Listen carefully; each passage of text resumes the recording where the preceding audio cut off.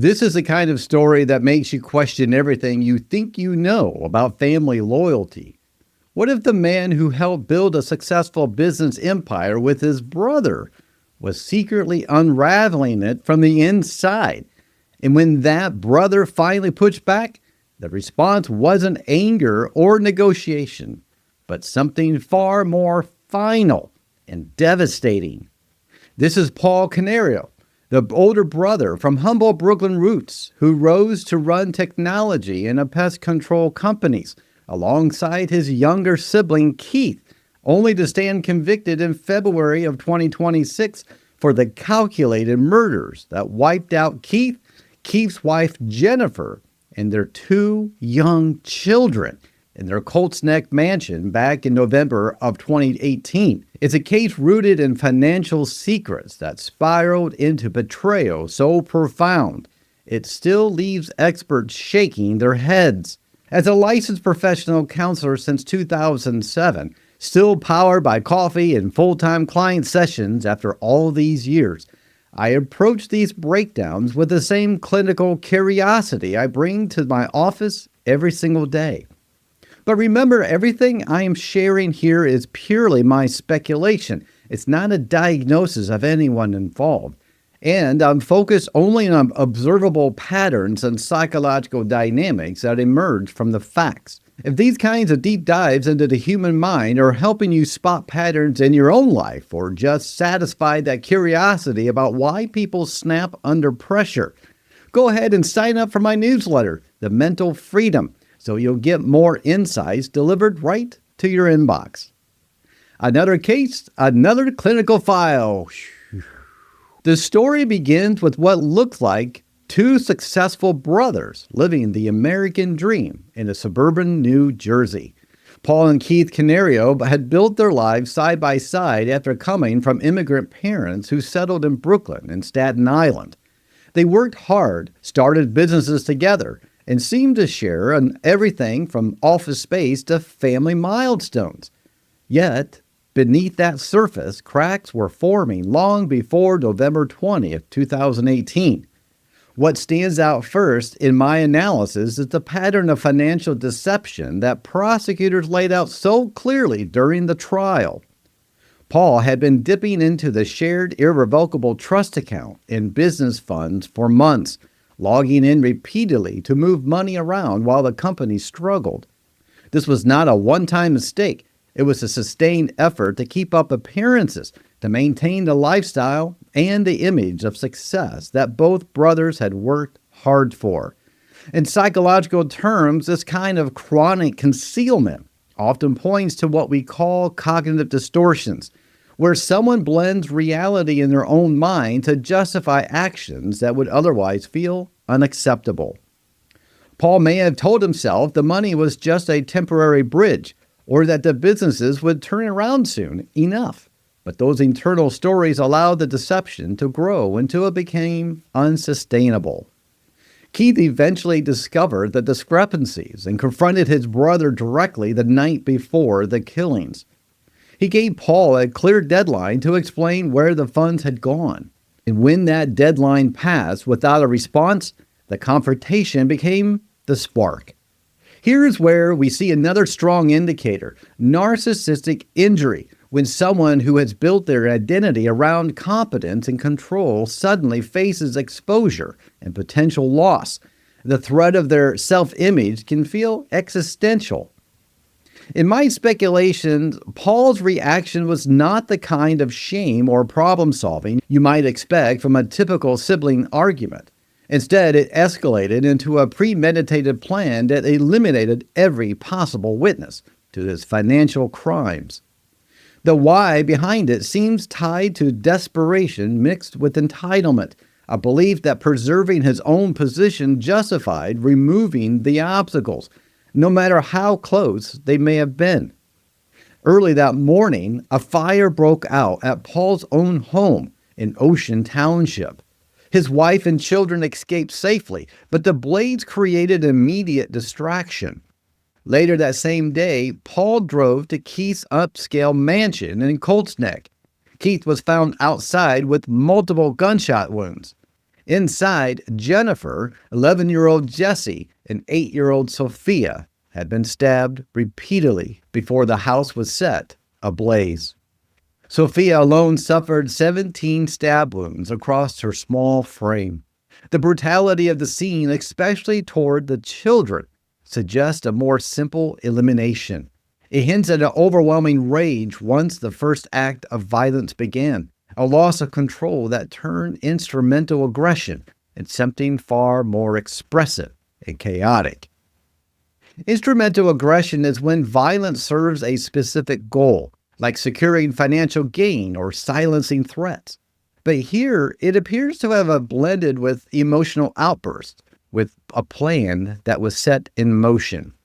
The arson at both homes adds another layer to the psychological picture. Paul tried to stage the fires as if the external threat targeted the entire family, perhaps hoping investigators would chase a phantom attacker instead of looking inward. This kind of elaborate cover-up often reflects overconfidence in one's own cleverness, a common trait in individuals who have spent years successfully hiding their tracks. Yet the digital footprints, the financial logs, and physical evidence like DNA and ballistics eventually circled back to him. It's almost as if the plan relied on an impressive level of optimism regarding forensic science, underestimating how thoroughly investigators would connect the dots. And what makes this case particularly haunting is the complete betrayal of the sibling bond that had defined their entire lives. The brothers had risen together from modest beginnings. Keith had hustled through fast food jobs as a teen while teaching himself computer skills that launched their IT consulting firm. Paul was right there with him, taking over a pest control business and merging their efforts. They moved to New Jersey suburbs, raised families, and projected an image of unity. But when financial pressure mounted after Paul's 2012 car accident, which some lawsuits later suggested may have altered his demeanor and possibly led to pain medication issues, the partnership began to fracture. That alleged personality shift is worth noting because trauma or chronic pain can sometimes exacerbate underlying vulnerabilities, turning stress into a catalyst for extreme decisions. In my view, it created a perfect storm where avoidance of accountability morphed into a desperate bid to rewrite the narrative by force. This kind of calculated family betrayal echoes patterns we have seen before in similar cases, such as the 1971 murders carried out by John List in Westfield, New Jersey. List, facing his own financial collapse, methodically ended the lives of his wife and children in their home to escape mounting debts and maintain a facade of control, then disappeared for years. While the methods differed, the core psychological driver was the same. A man trapped by his secrets, choosing annihilation over facing the consequences of his failures. In both instances, the perpetrator targeted the entire family unit to sever every tie to the problem, revealing how deeply intertwined financial identity and self-worth can become when someone feels cornered. As the investigation unfolded, more behavioral clues emerged that painted a picture of emotional detachment.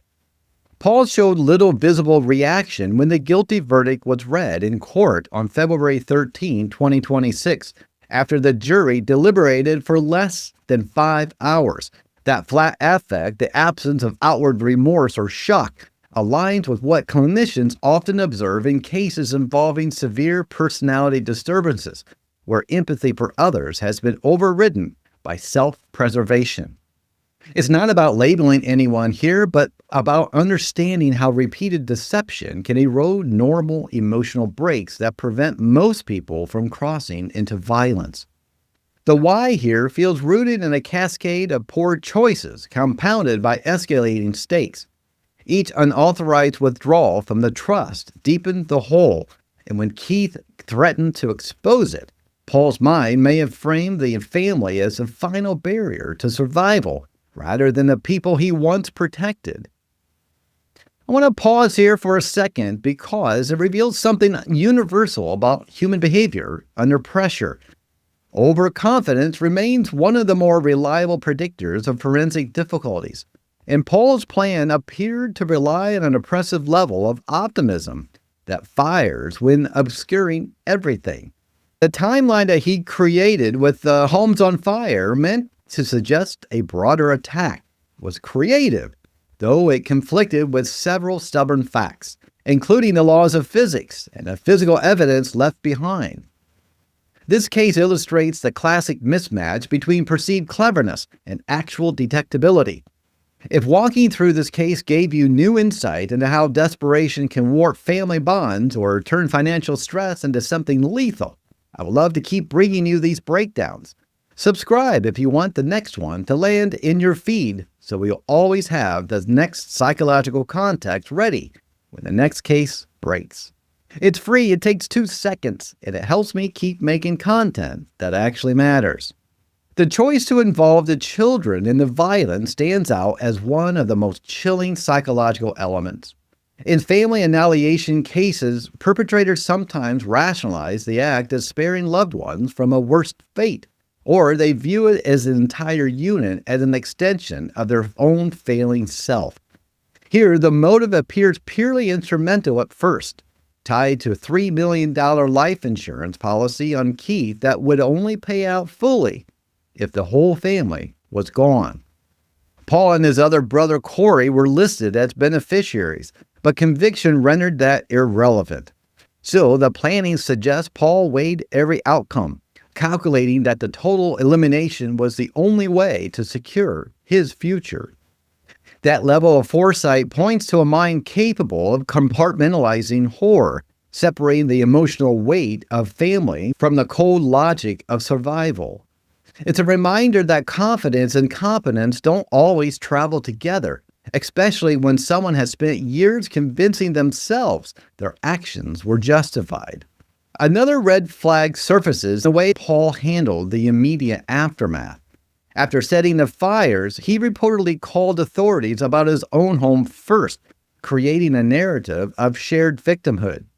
This deceptive layering, where the perpetrator inserts himself into the victim role, is a tactic seen in individuals who struggle with accountability and instead externalize blame.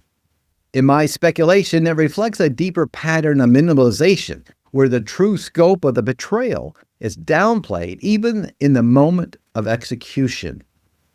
The confrontation from Keith the night before likely triggered a profound sense of abandonment or a loss of status within the family structure, even though Paul was the older brother. Abandonment issues, whether real or perceived, can fuel disproportionate responses when someone feels their entire world is slipping away. As the trial progressed into early 2026, after years of delays due to COVID and legal wrangling, the evidence kept circling back to Paul's own actions. Phone records, bank logs showing 19 logins in the months leading up to the crimes, and forensic matches that all built a compelling case. Yet the defense argued he was framed, pointing to possible involvement by others or investigative oversights.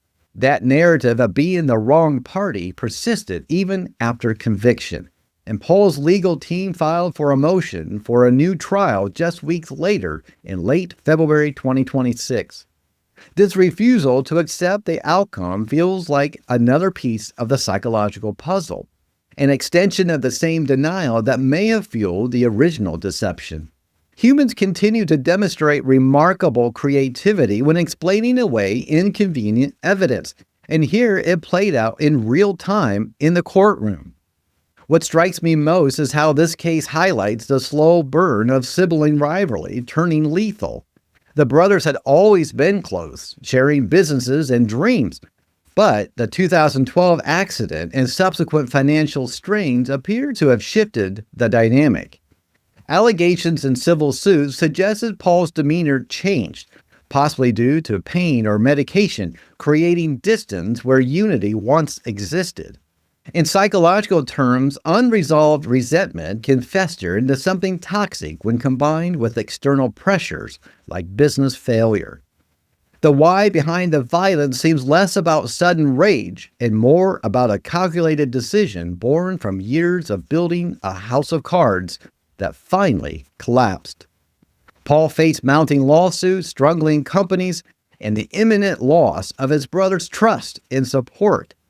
In that moment of desperation, the mind can distort reality so thoroughly that family becomes the enemy rather than the solution. The overkill on the youngest victims, particularly the repeated stabs to Sophia, suggests that once the threshold of violence was crossed, an element of panic or uncontrolled fury took over. This blend of premeditation and emotional excess is what makes family annihilation so rare and so disturbing. It's not random chaos, but a targeted destruction rooted in the perpetrator's internal narrative of survival at all cost. Prosecutors described it as greed and desperation driving a house of cards to tumble, and that framing captures the psychological collapse perfectly. If this case made you think people are wild, subscribe so we can keep saying it together. Pulling all of this together, the mental health indicators we have explored paint a portrait of a man whose long-term patterns of concealment and entitlement collided with a single confrontation he could not face. The financial deception set the stage, the narcissistic injury provided the trigger, and the instrumental aggression delivered the outcome. These are not excuses, but the frameworks for understanding how ordinary stressors can escalate when someone lacks healthy coping mechanisms or chooses to double down on secrecy instead of seeking help. Here's a quick summary of the key mental health terms that I discussed throughout this analysis, each with its own brief definition to help make sense of the patterns. Cognitive distortions, warped thinking patterns that allow someone to justify harmful behavior by altering their perception of reality, such as minimalizing theft or rationalizing extreme actions. Narcissistic injury, an intense emotional wound to one's self-image triggered by criticism or exposure, often leading to rage or disproportionate retaliation. Instrumental aggression, violence deliberately used as a tool to achieve a specific goal, like eliminating threats to financial security, rather than arising purely from emotion. Family annihilation, a rare form of mass murder in which one family member kills multiple relatives, frequently linked to perceived loss of control, honor, or escape from consequences. Emotional detachment, a reduced capacity to experience or display empathy or remorse, which can allow someone to carry out horrific acts while maintaining a calm exterior afterward. Deceptive behavior patterns, chronic concealment or lying to preserve status, which erodes relationships and builds pressure until a breaking point is reached. When cases like this involve not just family conflict, but family annihilation, and I think of little Sophia and the children that were involved here that were killed, I am just horrified at this. And it all comes down to finances and money and power and status. It's so tragic. So what did you think about some of the mental health indicators that I talked about here? Were there any other elements that stood out to you? Maybe I missed? And that, my friends, closes yet another clinical file. Until next time, keep looking a little deeper, stay curious, and stay safe. Meanwhile, I'll be over here analyzing my analytics until the next file opens. Oh, man.